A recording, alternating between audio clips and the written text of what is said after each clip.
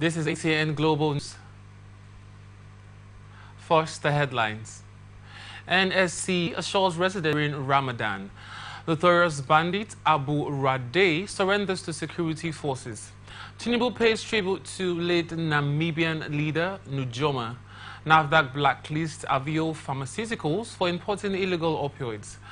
Cambodia deports 119 Thais over cyber scams. NFL champion Ojomo to launch sports academy. Paul Okoye blames Peter for Jude's detention.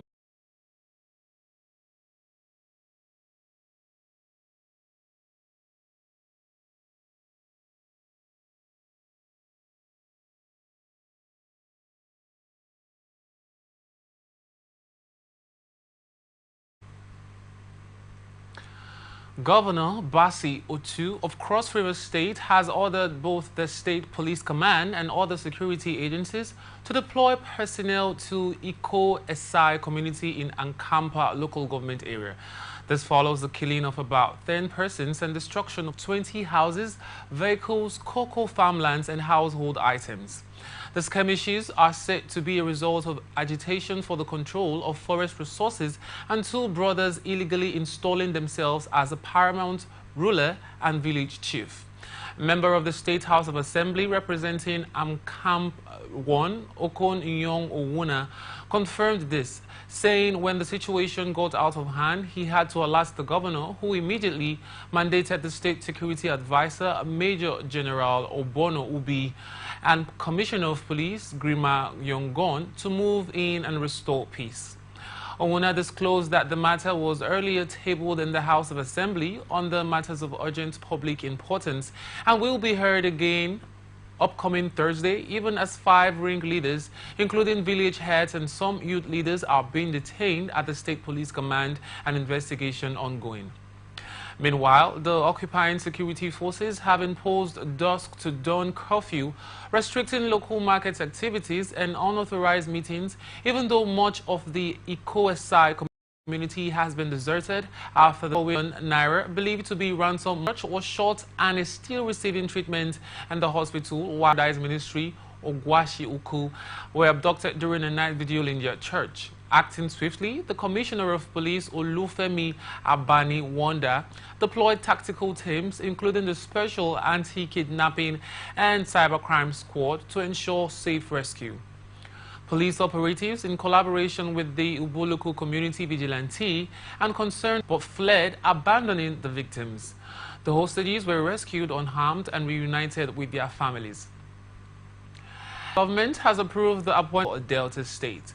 The Director of Press, Ministry of Education, for Lashade, 5 interviewed candidates. She said the minister wished the new Vice-Chancellor a successful tenure of office. Recall that the institution was recently immersed in a crisis following the appointment of a new head. National Youth Service Corps member Rufiat Lawal, primary assignment. Initially, the kidnappers demanded 20 million naira, an amount still beyond the family's means. He released late Friday night and reunited with her family by Saturday morning after receiving medical attention. Expressing gratitude, he thanked those who contributed financially, raised awareness, and contacted relevant authorities, stating that their support led to Lawal's safe return. Chairman of the Pharmaceutical Society of Nigeria Ekiti State Branch, Martins Alutundu, has lauded the efforts of the National Agency for Food and Drugs Administration to rid the country of fake economic time and due to unnecessarily long hospital stay. Pressure on healthcare providers, loss of human capital, medical tourism. When medicines don't work, the citizens lose trust in the healthcare system and death. Alutundu also tasked all stakeholders to ensure implementation of standard drug distribution and coordinated wholesale centers, saying this will allow for proper monitoring and tracking of medicines within the country. The PSN chairman hailed Ekiti State Governor Abiodun Oyebanji for providing a conducive environment for standard drug distribution in the state, saying that he supports ordered and immediate warning against politicizing the incident. The governor reaffirmed his administration's commitment to upholding peace and justice, promising a thorough and impartial investigation into the matter. Adeleke assured the Elegbedi of Egbedi local chiefs and the community's residents that those found guilty of instigating violence would face the full weight of the law. He equally urged all parties to remain calm and cooperate with investigators as they work towards a peaceful resolution. Kano State Command of the Nigeria Security and Civil Defense Corps has assured the residents of Kano that the Corps operatives will continue to work efficiently in assuring the safety of lives and property, particularly known now that the Ramadan fast has begun. This was contained in a statement released by the command's public relations officer, Ibrahim Abdullahi, a copy of which was made available to newsmen on Saturday. According to the statement, the state commandant, Shafiu Dulumini, gave the assurance while addressing officers and men on Saturday, shortly after a road walk conducted as part of Lahi said the objective of the celebration is that preparedness, prevention and response.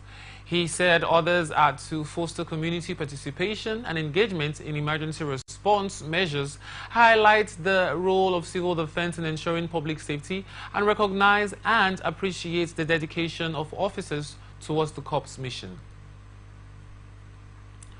Notorious bandit leader Abu Radi also released 10 kidnapped victims as part of a peace accord facilitated by security agencies and local authorities.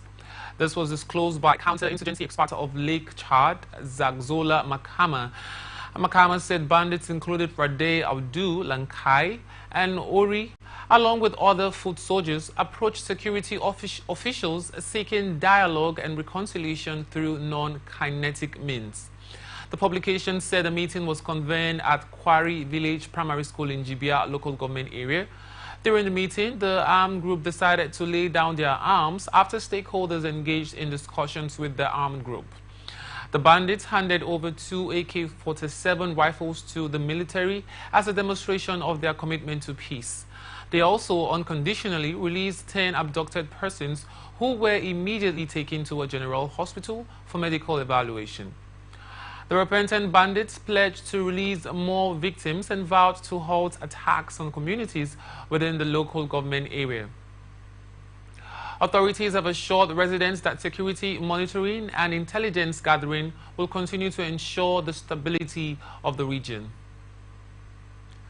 Nasarawa state government has commenced the distribution of monetary support to traders who were affected by the recent fire outbreaks in the Lafia, Akwanga and Masaka markets in the state.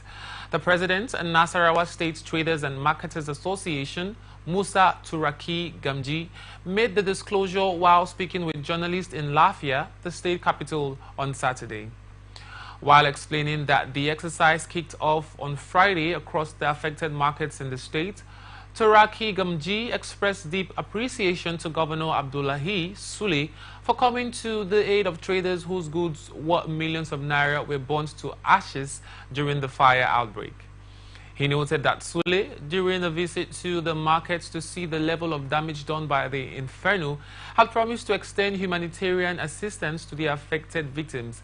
He therefore said the governor, being a man who keeps to his words, immediately began the process of approving the funds, which are now being distributed to the traders as a way to assist them set up their businesses again. Turaki Gamji further expressed gratitude to the numerous politicians and good-spirited individuals who rendered their assistance to the association and prayed for God's blessings upon their lives. You're watching the Global News on Atlantic Television Network. We will be back after this break.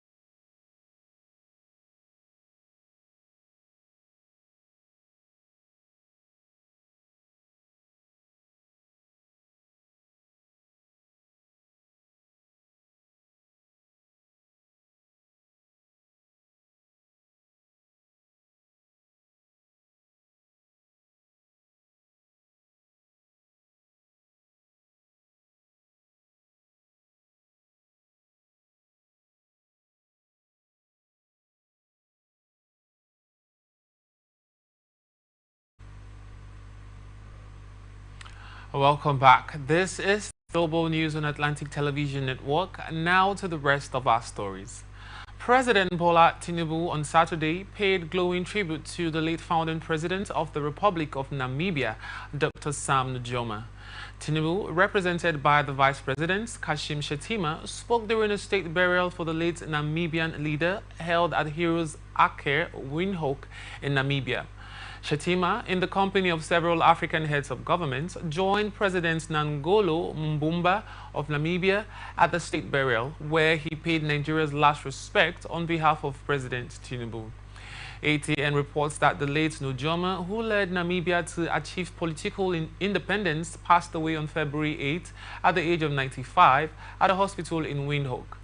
The Nigerian leader described the late Nujoma as a warrior who galvanized Nigeria and other African nations to fight for his country's freedom. Tinubu noted that Dr. Nujoma's demise was not an exit from space and time, but the wake of his immortality in the minds of Africans.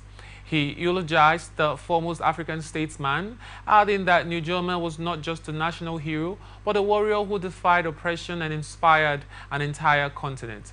Tinubu also praised Nujoma's leadership beyond independence, noting that he built Namibia from the ashes of occupation and ruled selflessly for his people. President Bola Tinubu has extended greetings to Muslims in Nigeria and worldwide following the sighting of the crescent moon of Ramadan in some countries.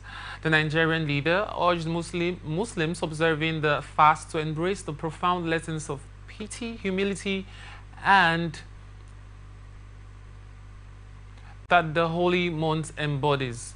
The Ramadan moon crescent has been sighted in several countries on Friday, including Nigeria and Saudi Arabia.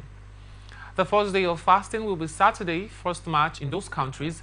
Ramadan is the 9th lunar month of the Islamic calendar, observed by Muslims worldwide as a month for fasting, prayer, reflection, and assisting the needy. Fasting and Ramadan is one of the 5 pillars of Islam, along with the Muslim declaration of faith, daily prayers, charity, and performing the Hajj pilgrimage to Mecca if physically and financially capable. During the period, Muslims refrain from eating, drinking, and sexual activities from dawn to dusk for 29 or 30 days, depending on when a new crescent is sighted. In the Friday statement, President Tinubu said Ramadan is a season of spiritual rejuvenation, self-discipline, and empathy for the less fortunate. The president said his administration remains steadfast in boosting agricultural productivity and enhancing production. Former Senate President Bukola Saraki has reacted to the ongoing allegations of sexual advances leveled against the President of the Senate, Godswill Akpabio, by the senator representing Kogi Central, Natasha Akpoti-Uduaghan. In a statement personally signed by him entitled Akpabio Natasha, Let's Protect the Institution, Not Individuals, Saraki called for an open, transparent, and honest investigation by the Committee on Ethics, Privileges, and Public Petitions to determine the veracity of the allegations raised by Senator Natasha Akpoti-Uduaghan. Saraki, who presided over the 8th Senate, emphasized that only an open and honest investigation will prevent the Parliament from being perceived as an institution that condones sexual harassment, gender bias, abuse of office, disregard for standing orders and rules, and general disorderliness. While cautioning against undue interference in the work of the investigative panel, Saraki maintained that the primary objectives should be to uncover the truth and protect the legislative institution from any perception of involvement in or tolerance of wrongdoing. Onoma Akpabio, a wife of the Senate President Godswill Akpabio, has filed separate lawsuits against Senator Natasha Akpoti-Uduaghan at the Federal Capital Territory High Court, Abuja, over alleged defamation and violation of fundamental human rights. The legal action follows recent claims by Akpoti-Uduaghan, who represents Kogi Central, that her troubles in the Senate started following her refusal to have a sexual relationship with the Senate President. In the first suit on fundamental rights violation, Mrs. Akpabio accused the senator of making false and scandalous statements that caused emotional trauma for her and her children, leaving them in fear of their lives. She asked the court to declare the statements a violation of her right to dignity under the Constitution and the African Charter on Human and People's Rights. Akpabio is also seeking 250 billion naira in compensation and a perpetual injunction to stop Akpoti Uduaghan from making further damaging claims. In a separate defamation suit, Mrs. Akpabio challenged the senator's claim that her husband made sexual advances towards her. She described the allegations as false, malicious, and damaging, saying they had brought her family into disrepute and public shame. Kogi Central Senator Natasha Akpoti Uduaghan on Saturday declared that she has concrete evidence to substantiate her sexual harassment allegations against the Senate President, Godswill Akpabio. Natasha Akpoti made the remark while calling on Akpabio's wife, Unoma, to distance herself from the sexual allegations controversy involving the Senate President. Crisis between Akpoti Uduaghan and Akpabio started when she refused a reassigned seating arrangement on the floor of the Senate. The matter took another twist on Friday when she reeled out details of how Akpabio victimized her for refusing his sexual advances. She claimed that the Senate President refused taking her motions, maligned and intimidated her for refusing his sexual overtures. Reacting, Onoma accused Natasha of creating content for her personal gains, stressing that the lawmakers was lying against her husband. However, in a legal letter dated March 1, 2025, and addressed to Onoma through her lawyer, Victor Jiwa, the Kogi Central Senator, charged her to stay off the matter for her own sanity. She insisted that the allegations were directed only at Akpabio and that he should be the one to defend himself. Former presidential candidate Peter Obi has urged the federal government to prioritize improving existing road infrastructure in the country over building new ones. Obi disclosed this in a post on X.com on Saturday, citing the tanker explosion that occurred on the Ilorin-Jeba Expressway in Kwara State on Friday. ATM reports that a preliminary investigation revealed that the tanker, which was conveying 33,000 liters of petrol, colluded with a truck that was loaded with fertilizer, causing a fuel spill that ignited the fire. In his post, the former Anambra State Governor stated that a greater percentage of road accidents are caused by the deplorable condition of our road infrastructure. Obi added that his recent trip to Kafanchan, over 3.5 hours were spent navigating dangerous death trap roads, further underscoring the urgent need to improve existing road infrastructure. In his post, Obi extended his condolences to the victims' families, urging the government and citizens to unite in building safer roads. Now to our business news. National Agency for Food and Drug Administration and Control has blacklisted an Indian firm, Avio Pharmaceuticals Limited, over alleged production and importation of dangerous opioid combinations into West Africa, including Nigeria. In a statement signed by its Director General, Professor Mojisola Adeyeye on Saturday, NAFDAC accused the Indian company of producing and distributing tafrodol and Royal 225 drugs containing a harmful mix of tapentadol, an opioid, and carysprodol, a banned muscle relaxant. NAFDAC stated that the substances pose severe health risk, including respiratory failure, seizures, overdose, and death. The agency noted that an investigation conducted by the British Broadcasting Corporation exposed how packets of these drugs, branded with the Avio Pharmaceuticals logo, have been found on the streets of Nigeria, Ghana, and Côte d'Ivoire. NAFDAC reaffirmed its commitment to protecting public health by enforcing international best practices in pharmaceutical regulation, including stringent product registration, good manufacturing practice inspections, post-marketing surveillance, and pre-shipment inspections for high-risk imports. Minister of Aviation and Aerospace Development, Festus Keyamo, has assured unions in the aviation sector that the federal government would be transparent in its concession process. Keyamo said union representatives would be involved in discussions surrounding the concession of airports, promising to instruct his special assistant on public-private partnerships to keep union leaders informed about the plans. He gave the assurance during the Aviation Stakeholders Forum held in Lagos over the weekend. On Tuesday, unions in the air transport sector faulted what they described as draft agreements paraded for the concession of some airports in the country, saying their input was not sought. The unions, which were the Association of Nigeria Aviation Professionals, Air Transport Services, Senior Staff Association of Nigeria, and the National Union of Air Transport Employees, stated this at a congress held at the Fan Freedom Square. President of Nuwate, Ben Nabue, voiced concerns about how the federal government was going about the concession, stating that the matters were unknown to them. Nabue said even though the minister had promised transparency, the unions were surprised to see a different development.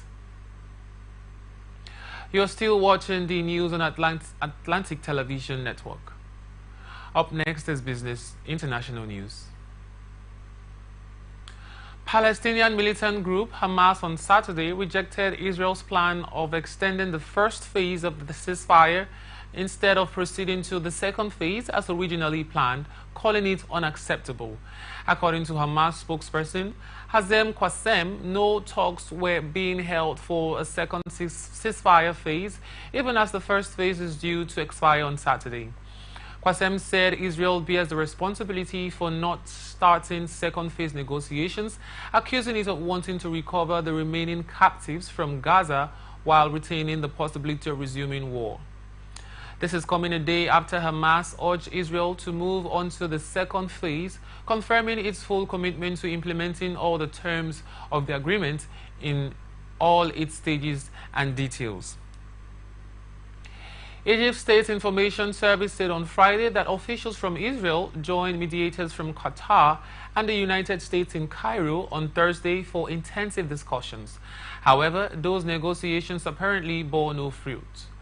Talks over the second phase of the ceasefire are meant to negotiate a comprehensive end to the fighting in Gaza, including the return of all remaining captives and the complete withdrawal of Israeli forces from the territory. Israel said there are 59 captives remaining in Gaza, 24 of whom are still believed to be alive. Cambodia on Saturday said it deported 119 Thai nationals across their shared border, marking the latest move in a regional crackdown on illegal cyber scam centers. According to Cambodia's immigration department, the deported individuals, comprising 61 men and 58 women, had entered the country illegally to work in scam centers. These individuals were among 230 foreigners detained during raids on alleged cyber scam centers in Phoi Phet, a border city, on February 2022 and 23. The Thai nationals were deported via the Phoi Phet border checkpoint on Saturday. Cyber scam centers have proliferated across Southeast Asia, luring foreigners to work in scam operations that swindle people through online romance and crypto investment coins. Cambodia launched high-profile raids on these illegal compounds in late 2022, while Thailand has been cracking down on similar compounds along its border with Myanmar. The Thai authorities, including the chief of the Cybercrime Investigation Bureau, Trirong Phuipuan, have acknowledged Cambodia's announcement and are prepared to receive the deported individuals. Both Cambodian and Thai authorities claim that the workers were paid to commit online fraud and worked voluntarily.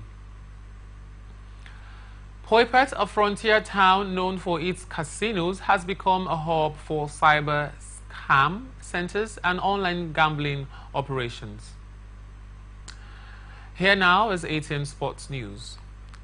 Nigerian-born American football player Moro Toluwa Ojomo, who recently won the 2025 National Football League Super Bowl with the Philadelphia Eagles, has revealed plans to establish an academy in Nigeria aimed at empowering young athletes. Ojomo, who arrived in Lagos on Wednesday with his parents and sister, spoke about his vision to create opportunities for the youth and to nurture the next generation of athletes in Nigeria. Ojomo, at a meeting with the chairman of the Nigerians in Diaspora Commission, Abike Dabiri Erewa, on Saturday in Abuja, shared his belief that the future of Nigeria lies in investing in its youths. In addition to his plans for the academy, Ojomo also discussed his commitment to working with local organizations to promote flag football in Nigeria with the hope of qualifying teams for the 2028 Olympics. He emphasized the importance of providing young people with the resources and platforms to grow in both strength and skill, with the ultimate goal of making Nigeria the greatest country in the world. Ojomo, who was born in Lagos and moved to California at the age of 7, reflected on his own journey to success and how his Nigerian roots played a vital role in shaping his determination and perseverance. He credited his upbringing for the values that helped him achieve his Super Bowl victory with the Philadelphia Eagles, a feat that has now placed him alongside other Nigerian-born NFL champions. Manchester City midfielder Rodri has returned to individual training. This development boosts his chances of playing again this season after he suffered an ACL injury in September. Rodri was initially expected to be out for the rest of the season after picking up the injury on September 20. However, the Spaniard was seen back at City's training ground being put through drills in a video City posted on their social media with the caption "On the road to recovery." The absence of Rodri, who won the 2024 Ballon d'Or award, has been heavily felt by Pep Guardiola's side. Without him, City have fallen 20 points behind Premier League leaders Liverpool and were knocked out of the Champions League by Real Madrid earlier this month. Rodri has previously said he is targeting a return in time future at the Club World Cup, which begins for City on June 18. Guardiola, though, has previously urged caution with the 28-year-old's recovery. UEFA have fined Real Madrid after their fans sang homophobic chants directed at Manchester City boss Pep Guardiola. The incident happened during Madrid's 3-1 win over City in the Champions League play of second leg in February. UEFA has now confirmed that the Spanish champions have been fined €30,000 and have also been given a partial stadium closure, which has been suspended for 2 years. Real Madrid will face rivals Atletico Madrid in the next round of the Champions League. And now to our entertainment news. Famous Nigerian musician Paul Okoye of the P-Square duo has accused his twin brother Peter Okoye of trying to jail their elder brother Jude. Paul made the claim on Friday while addressing the public about the recent arrest of their brother Jude, who was their former manager. Speaking in a video of his interview on social media, Paul vowed to bring Jude out of detention. He further accused Peter of also being guilty of the same crime that Jude was arrested for. ATN reports that Jude was arraigned over alleged 1.3 billion naira fraud by the Economic and Financial Crimes Commission. He, however, pleaded not guilty to the charges. American singer Chloe Bailey has unfollowed her boyfriend Burna Boy on Instagram. This comes amid the ongoing Lamborghini saga between Burna Boy and Nigerian socialite Sophia Egbueje. ATN reports that Sophia had dragged singer Burna Boy on social media for failing to fulfill his promise after sleeping with her. She accused the singer of promising her a Lamborghini car in exchange for sex. In response to the development, Burna Boy, in a video on his Instagram story on Friday, mocked Sophia for shouting over his failure to buy her a Lamborghini. Similarly reacting to the Lamborghini scandal, Chloe Bailey has unfollowed Burna Boy. Recall that Burna Boy and Chloe Bailey sparked dating rumors in December 2024 after the duo was captured getting cozy in a private section of a club in Nigeria. Confirming the affair on February 6, 2025, Burna Boy, during a romantic dinner date in Lagos, surprised Chloe with a matching Rolex wristwatch. In another video, they were seen hugging each other and she said, "I love you." Burna Boy's associates at the dinner include popular Nigerian dancer Pokoli. African music streaming platform Mdundo has announced Sowari Akosionu as the new chief marketing officer. The appointment by the music streaming platform, it was gathered, takes effect from March 1, 2025. According to a statement from the company, Sowari has played a pivotal role in Mdundo's expansion across Africa, spearheading high-impact marketing initiatives and leveraging strategic partnerships with telecommunications companies to drive user growth. And that's the global news for tonight. Before we go, another look at the major stories. NSCDC assures residents of security during Ramadan. Notorious bandit Abu Radeh surrenders to security forces. Tinubu eulogizes late Nujoma's legacy. NAFDAC blacklists Avio Pharmaceuticals for importing illegal opioids. Cambodia deports 119 Thais over cyber scams. NFL champion Ojomo to launch sports academy. Paul Okoye blames Peter for Jude's detention. I am Francis Aneka. Thank you for watching. You can follow us on our social media platforms on Twitter at Atlantic TV Net, Facebook and YouTube at Atlantic Television Network, Instagram at Atlantic TV Network. Remember, peace and unity are the pathways to progress.